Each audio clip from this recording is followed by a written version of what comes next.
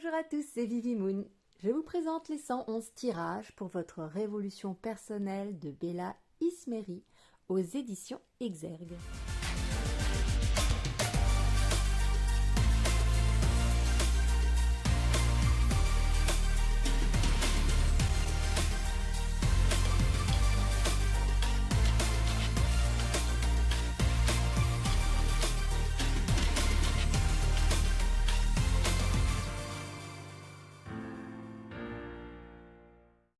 Voilà le tout dernier ouvrage de Bella Ismeri qui nous avait déjà sorti celui-ci, les 111 tirages pour votre évolution au quotidien.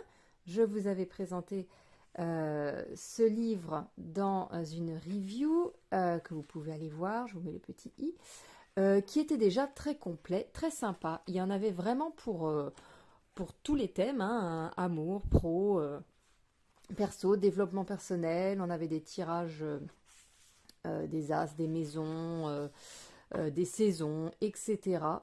Donc il était extrêmement bien fait. Mais là, hop, on en a un qui est encore plus gros. Ouais, de quoi se faire plaisir. Bon, je veux dire, là, on n'a plus d'excuses pour ne pas tirer les cartes sous prétexte que j'ai pas d'idée. Je dis ça parce que c'était moi. C'était moi. Mais maintenant, avec ces deux ouvrages-là, je n'ai aucune excuse, à part le manque de temps peut-être. Mais sinon, là, oui, je peux vraiment tout faire. Donc, on va regarder tout de suite ce qu'on a comme tirage pour la révolution personnelle, rien que ça. Donc on a l'ancrage, le taux vibratoire, l'énergétique, l'alignement, le centrage et l'instant présent, la pleine conscience, le féminin sacré et le masculin sacré, les croyances limitantes, la méditation, les émotions, le yin-yang, l'ombre et lumière, Ayurveda, capacité spirituelle, mantra et affirmation méditative, gratitude, intention, connexion à l'âme et progression dans la spiritualité. Ensuite, en partie 2, on a la connexion cosmique avec les nouvelles lunes dans les signes astrologiques, donc nouvelle lune en Verseau, Poisson, Bélier, Taureau, etc. La pleine lune dans les signes astrologiques, pareil, pleine lune dans tous les signes. Ensuite, on a la connexion initiatique, et là, on a une partie qui est assez intéressante. Dans les tirages psychologiques de Emmanuel Ig, pareil, je ne sais plus si je vous avais présenté ça, je ne suis pas sûre. Mais il y avait aussi un petit livre comme ça qui présentait des tirages en fonction des arcanes du tarot. Mais là, on a des tirages encore plus complets avec encore plus de questions. Donc on a l'arcane du mat, du battleur, de la papesse, l'impératrice, l'empereur, le pape, etc. Que les arcanes majeures, hein, bien sûr. Sinon, bon, là, ce ne sera pas 111 tirages, hein, ce serait 300. Ensuite, on a la connexion sacrée, donc on a des challenges pour chaque mois, et c'est aussi pour chaque journée du mois. Donc, vous allez voir. On a ensuite des connexions temporelles, janvier, février, mars, avril, etc. On a la connexion magique avec le pentagramme de feu, de l'air, de l'eau, de la terre et de l'éther. Le passage en direct des astres en bonus, c'est-à-dire Mercure direct, Mars direct, etc. Ensuite, on a des templates pour noter ces tirages, ainsi que pour les challenges, parce qu'il y a aussi des challenges. Voilà. On va regarder maintenant un petit peu plus près le livre. Alors, donc ça, elle explique un petit peu. Il y a une petite citation à chaque fois. Donc, partie 1, connexion intérieure avec l'ancrage. Elle fait des rappels sur ce que c'est, hein. On explique un petit peu quand même, parce que l'ancrage, ça ne parle pas à tout le monde, les connexions cosmiques non plus, je pense. Voilà. Donc, on a par exemple faire le point sur son ancrage. Et vous voyez, on a énormément d'écriture quand même, hein. Par exemple, pour la carte numéro 1, sur quelle fondation puis-je m'appuyer pour me sentir ancré et en sécurité. Et il y a toujours un petit peu des précisions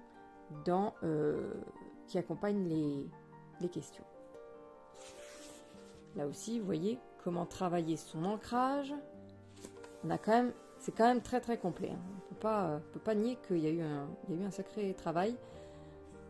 Après, si ça fait trop, vous n'êtes pas obligé de tout prendre. Hein. Moi, il y a parfois des questions qui ne me parlent pas ou que je trouve qui font un petit peu doublon. Donc, je les switch. Hein, mais voilà. Voilà. Et ensuite, on a aussi droit à quelques exercices d'ancrage. Pour ceux que ça intéresse, c'est toujours sympa. Parce que faire des tirages, c'est bien. Mais parfois, on a besoin de mettre ça en pratique. Voilà. Donc, ensuite, on passe au taux vibratoire. Qu'est-ce que c'est ?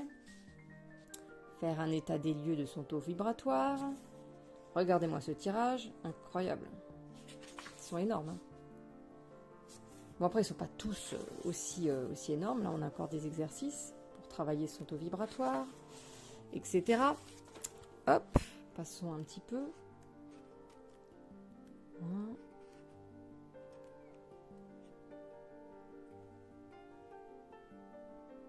On a pas mal d'exercices hein, à chaque fois.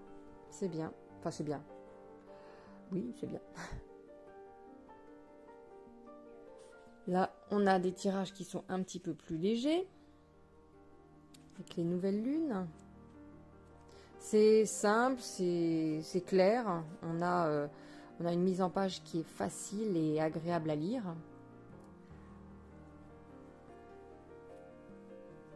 Voilà, par exemple, les tirages pour les arcanes. Donc, l'arcane 0, le mat. Donc, on a... Dans le parcours d'individuation, le mat représente le potentiel et la source d'énergie qui réside en chaque individu. Donc carte 1, où en suis-je dans mon voyage? Carte 2, quel est mon potentiel principal? Carte 3, quelle source d'énergie réside en moi? Carte 4, comment puis-je exploiter mon potentiel et mes sources d'énergie de manière positive et créative? La 5, qu'est-ce qui m'empêche de développer mon potentiel et de mobiliser mes sources d'énergie? La 6, comment puis-je me libérer des blocages qui m'empêchent d'exploiter mon potentiel et mes sources d'énergie? Carte 7, quel est mon rôle sur le chemin que je vais prendre? Et la 8, comment puis-je m'appuyer sur mon potentiel et mes sources d'énergie pour réaliser mes projets et mes aspirations? Donc c'est très très complet. Et on a ça pour toutes les arcanes majeures. Tous les arcanes, pardon, parce que c'est un arcane. Voilà. Ensuite, on a des challenges. Par exemple, le challenge de janvier. Par exemple, le jour 1, la carte pour l'année. Voilà, tout simplement. Quelle sera ma carte pour l'année? Le jour 2, le thème pour l'année. Le jour 3, quelle carte va me guider durant cette année, etc. Donc, tous les jours, vous tirez une carte. Ou deux, c'est vous qui voyez. Mais en gros, le principe, c'est de tirer un jour une carte. Voilà. Et je trouve ça sympa, parce que parfois on tire sa carte en disant, bon bah c'est quoi l'énergie du jour, ou qu'est-ce qui va m'arriver, voilà, à quoi je dois être attentif dans cette journée, qu'est-ce que je dois pas faire, etc.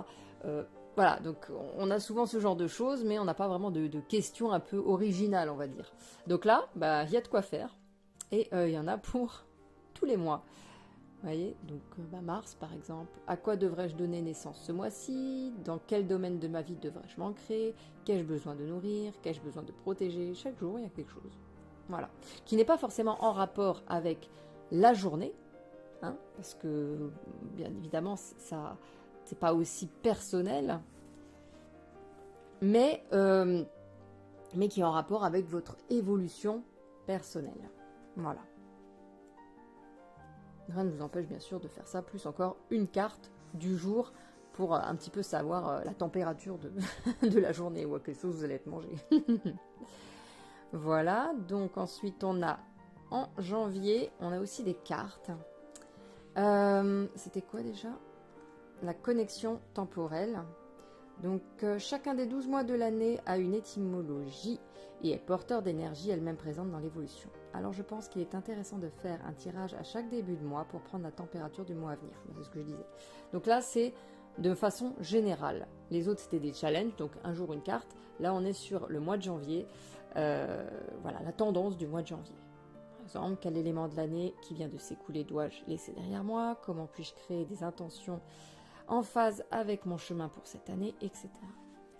On va regarder pour le mois de mai. Qu'est-ce qui est sur le point de fleurir dans ma vie? Comment puis-je utiliser l'énergie de ce mois pour révéler et comprendre les mystères cachés de ma vie?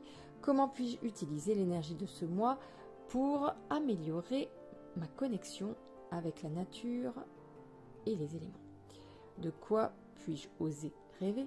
Quel est le thème de ce mois? Qu'est-ce que mai me réserve et dans quel domaine? Voilà. Ensuite, on a les pentagrammes, avec des pentagrammes par exemple du feu. Quelle qualité de l'élément feu dois-je intégrer pour parvenir à mes objectifs? Comment puis-je utiliser l'énergie du feu pour atteindre l'épanouissement personnel, etc. Ensuite, on a encore le petit passage aux astres directs, avec Vénus direct par exemple. À quel point la rétrogradation de Vénus a-t-elle malmené mes relations? Comment Vénus va-t-elle maintenant influencer mes relations amoureuses, etc. Et des templates à la fin du livre. Quand vous faites un tirage, voilà, ça peut vous aider un petit peu à avoir du recul sur ce qui a été juste, ce qui ne l'a pas été. Voilà. Et à la fin, on a un petit template rapide sur le tirage du jour et les remarques. Voilà. Janvier, mars, avril. Voilà. Pour chaque jour du mois, un petit mot. Voilà, et donc il est extrêmement complet. Alors, pour information, par rapport à celui-là, il se complète. Hein. Il n'y a pas de répétition de tirage. Et franchement, je trouve que du coup, ça nous fait quand même 222 tirages. C'est énorme. Alors, je dis que ça ne se répète pas. Il y a des choses parfois qui se retrouvent. Hein. Mais vraiment, ce sont quand même des tirages qui sont indépendants. Et on ne retrouve pas exactement les mêmes tirages à chaque fois. En plus, ça ne concerne pas exactement les mêmes domaines. Donc franchement, il se complète très bien. Celui-là, pour commencer, pourquoi pas, parce qu'il est peut-être un petit peu plus simple pour les gens qui débutent. Et pour ceux qui veulent se perfectionner, je pense qu'il est pas mal. Voilà, voilà. Ben, j'espère que ça vous aura plu. Je vous fais plein de gros bisous et je vous dis à très bientôt. Prenez soin de vous.